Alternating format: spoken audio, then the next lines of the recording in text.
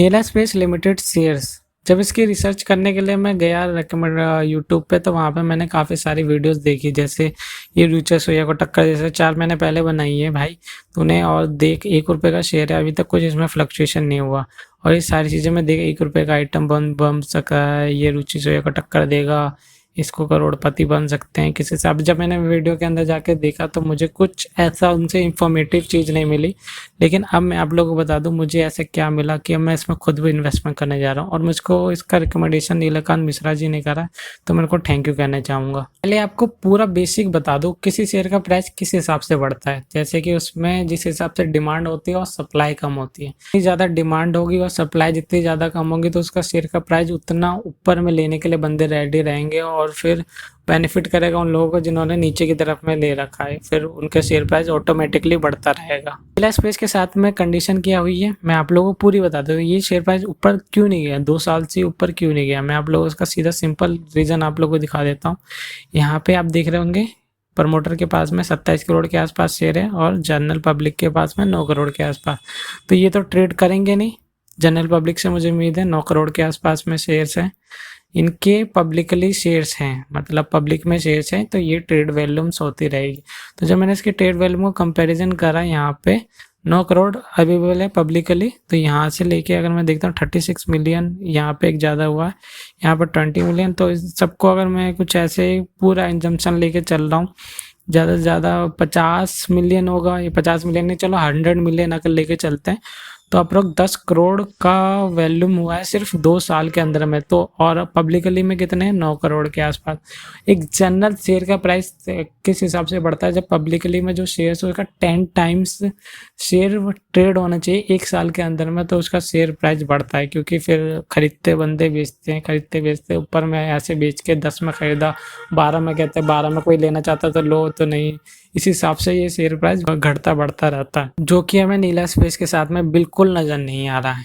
मेरी क्या रिकमेंडेशन लगी आप लोगों के साथ में, इस वीडियो को जितना ज़्यादा शेयर करेंगे तो लोगों के पास में इस शेयर के बारे में जानकारी मिलती रहेगी, और लोग ऐसे येस बैंक हो गया या फिर ऐसे शेयर के पीछे ना जाके इस शेयर के पीछे जरूर आएंगे, फिर इसका शेयर प्राइस ऑटोमेटिकली बढ़ना स्टार्ट हो जाएगा। नीला स्पेस के बारे में इतनी ज़्यादा तारीफ क्यों कर रहा हूँ आप लोगों को बता दूँ। अहमदाबाद रियल एस्टेट कंपनी है, जो कि आप इसके वेबसाइट पे आके चेकआउट कर सकते हैं। इनके जो प्रोजेक्ट ऑन गोइंग चल रहे हैं उनके बारे में इसने बताया। और मैं बता दूँ रियल एस्टेट का बिजनेस इतना ज़्यादा खास नहीं चल रहा है। अगर मैं DLF को मान के चलूँ तो वो भी अभी काफ़ी ज़्यादा एक्सपेंड करने के चक्कर में काफ़ी ज़्यादा लॉस में चल रहे हैं, क्योंकि उन्होंने लैंड्स एक्वायर करी, फिर वहाँ पे किसानों का आया, फिर उसके बाद में ये सारी चीज़ें कि उनका ठीक से मुआवजा नहीं मिला, ये सारी चीज़ें भी नहीं हुई।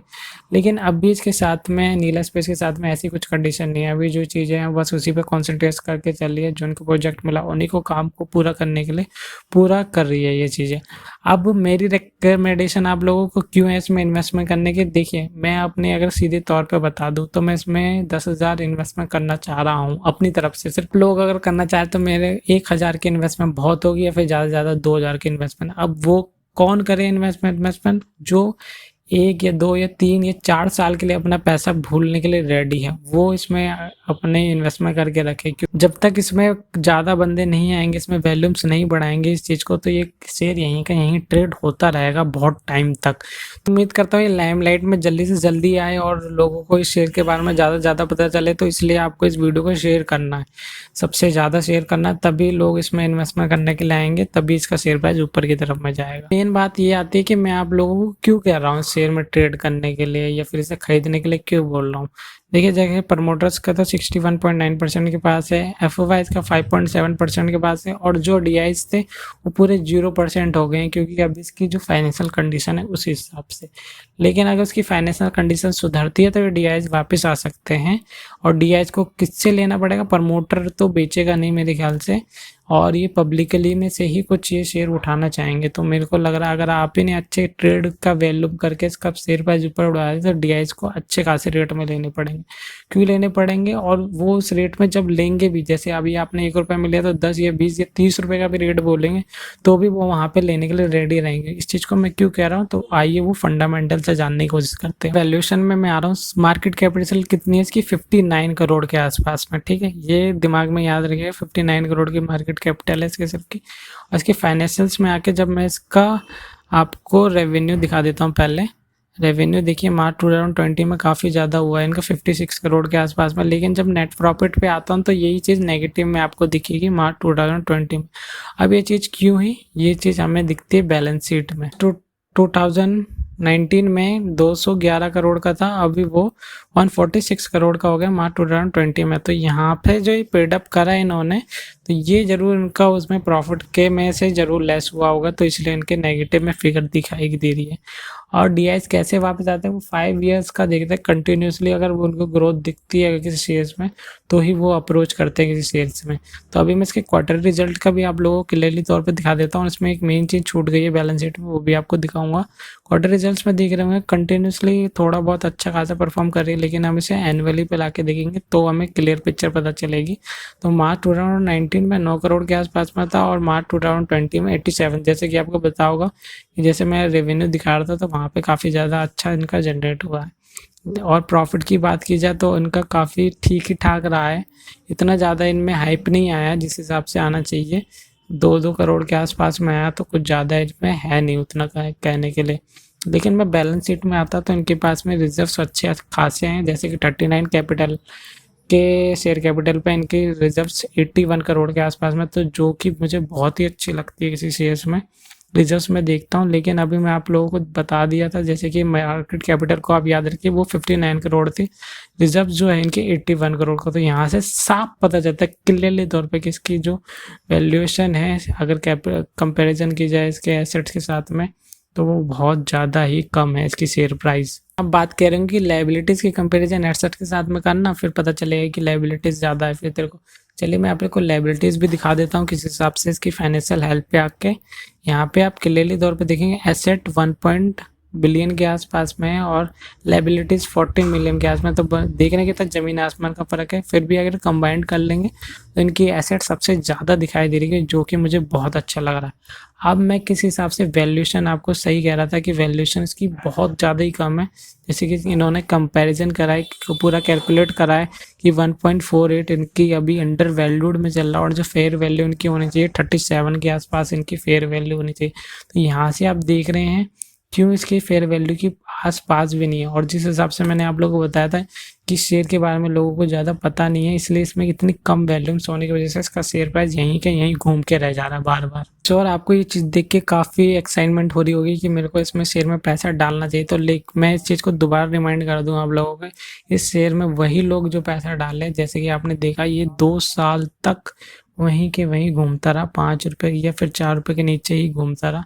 आप वही पैसा डालिए जिसको आपको ज़रूरत बिल्कुल भी नहीं है। मतलब ये ऐसा मत कीजिए कि कहीं से पैसा उठा के इसमें पैसा डाल दिया, फिर 6 महीने या फिर 1 साल के अंदर इसमें पैसा आप सोच रहे हैं कि डबल हो जाएगा, ये हो जाएगा। तो ऐसा करके उम्मीद में इसमें कभी मत कीजिए, क्योंकि जब इसके वॉल्यूम्स आएंगे अच्छे खासे तभी ये शेयर प्राइस अच्छे खासे रेट में ऊपर की तरफ में जाएगा। तो ये सही बात है जो मैंने आप लोगों को बताई, ऐसा ही होगा तभी जाके इसमें ये शेयर प्राइस ऊपर की तरफ में भागेगा। और जो इन्वेस्टमेंट कर रहे हैं वो इन्वेस्टमेंट होनी चाहिए आपकी ऐसी जिसको आपको बिल्कुल भी ज़रूरत नहीं हो। जैसे मुझे 10,000 रुपये की कोई ज़रूरत नहीं है, तो मैं इसमें इन्वेस्टमेंट करके रख सकता हूँ 1 या 2 साल के लिए, 3 साल, या सोचूँ ये किसी ऐसे दोस्त को दे दिया जिससे मुझे पैसे मिलने नहीं है, तो फिर अगर मिलेंगे भी तो फिर वो अच्छा खासा दे देगा। वही पैसा डालें जिसमें आपको पैसे की बिल्कुल भी नीड ना हो, वही पैसा आप इसके अंदर डाल सकते हैं। या फिर आप ऐसा कर सकते हैं 500-500 करके हर 1 साल तक पैसा इसमें डाल सकते हैं, अगर ये इसी रेट में चला तो। और जैसे ही मुझे लग रहा है इसकी परफॉर्मेंस अच्छी हुई, इनकी बैलेंस शीट दिखना अगर सुंदर हो गई हमें, तो यहाँ पे इसका शेयर प्राइस अच्छे खासे रेट में ऊपर जा सकता है। जैसे कि आप देख रहे होंगे कि काफ़ी इस टाइम पे ये, अगर मैं आप लोगों को दिखा दूँ, यहाँ पे लोग अट्रैक्ट क्यों हुए थे, यहाँ पे ये 1 रुपये के रेट से ये 2 रुपये के रेट तक भागा था, यहाँ पे काफ़ी अच्छी वैल्यूम्स के साथ में। तो इस वजह से लोग यहाँ पे ज़्यादा काफ़ी अट्रैक्ट हुए, और काफ़ी लोगों ने यहाँ 2 या 1.5 रुपये के आसपास में शेयर जरूर लिया होगा अपर सर्किट देख के तिल बड़े बड़े कि अब ये यहाँ से भागना स्टार्ट हो जाएगा। लेकिन रियलिटी यही है, इसमें वैल्यूम जब आएंगे तभी जाके शेयर प्राइस ऊपर की तरफ में जाएगा। लेकिन कि मैं कैश फ्लो में आ जाऊँ तो यहाँ पे इन्होंने अच्छा खासा ऑपरेटिंग पे अच्छा खासा पैसा डाला है मार्च 2020 में, जो कि अच्छी बात है। यहाँ पे थोड़ा सा निकाल लिया है इन्होंने, जो नेगेटिव होता है निकालने की निशानी होती है। और इन्वेस्टमेंट भी इन्होंने अच्छी कर रखी है, इन्वेस्टमेंट एक्टिविटीज़ भी मुझे काफ़ी अच्छी लगती है। फाइनेंशियल एक्टिविटीज़ में जैसे डिविडेंड पे करना और जो इनका डेट है वो सारी चीज़ें पेड करना, वो ज़्यादा अच्छा रहता है। लेकिन यहाँ से फाइनेंशियल एक्टिविटी से भी इन्होंने कुछ चीज़ें निकाली है। तो ये कुछ मुझे हेल्दी लग नहीं रहा है, क्योंकि अगर मैं मान के चलूँ इसकी अगर ग्रोथ मैं देख रहा हूँ तो मुझे 2025 तक मुझे इसका रेट दिख रहा है, अच्छा खासा दिखेगा। और मुझे इतने टाइम तक मैं कुछ क्लियर नहीं कह सकता, क्योंकि इनके 4 साल की परफॉर्मेंस मुझे उतनी खास नहीं लगी जिस हिसाब से होनी चाहिए। जैसे एनुअली में मैं आपको दिखा रहा था कि 2-2 करोड़ के आसपास ही इनको प्रॉफिट है, तो उतना ज़्यादा नहीं, क्योंकि उससे ज़्यादा की तो इन्होंने इन्वेस्टमेंट ही कर रखी, सारी चीज़ें कर रखी है। लेकिन बस मुझे एक ही चीज़ खास लगी, इनके पास रिसोर्स अच्छा खासा है। इसको अच्छा खासा अगर तरीके से न्यूट्रलाइज़ करें, उसे एक्सपेंड करने के लिए ज़रूर यूज़ करेंगे, वो मुझे लग रहा है। तो अगर मैं इसका देखूँ, अगर सुधरना स्टार्ट हो जाता है 2021 से लेके 2022 या 3 तक की बात करें, तो उधर जाके ही फिर इसका शेयर प्राइस में थोड़ा-सा मुझे लग रहा है वो सुधार आने स्टार्ट हो जाएगा। नहीं तो ये 50 या 60 रुपए के ऊपर तो ज़रूर जाएगा उस टाइम के आस-पास में ट्रेड होना। फिर उसके बीच में अगर कुछ के पास अच्छे प्रोजेक्ट आते हैं या सेल्स होनी स्टार्ट होती है, तो इस शेयर को सबसे ज़्यादा फ़ायदा होगा। यहाँ पे मैं रेशियो वाले सेक्शन में आया था, तो मैंने यहाँ पे डायरेक्ट ग्रोथ वाले रेशियो पे देखा, जहाँ पे मैंने देखा कि इनकी 3 ईयर्स के सीजीआर सेल्स को कंपैरिजन करके दिखाया गया, जो कि मुझे काफ़ी अच्छी लगी इस टाइम पे कि इन्होंने अच्छा खासा बढ़ाया। लेकिन वही प्रॉफिट की बात करूँ तो उसका सीजीआर मुझे नेगेटिव में ज़रूर दिखा, जो मैंने आप लोगों को बताया था। इनके पास लायबिलिटीज़ जो चढ़ी हुई थी उसको इन्होंने पहले काटा, तो वो मुझे अच्छा लगा कि अपने पीछे का डेट इन्होंने कम करता हुआ गए, और अपनी बैलेंस शीट को सुंदर दिखाने की बजाय जो इनके पीछे जो लायबिलिटीज़ जो दिख रही थी उसको सुधारने की कोशिश इन्होंने अच्छे तरीके से। तो ये मुझे पॉजिटिव पॉइंट है इसमें सबसे ज़्यादा अच्छा लगा।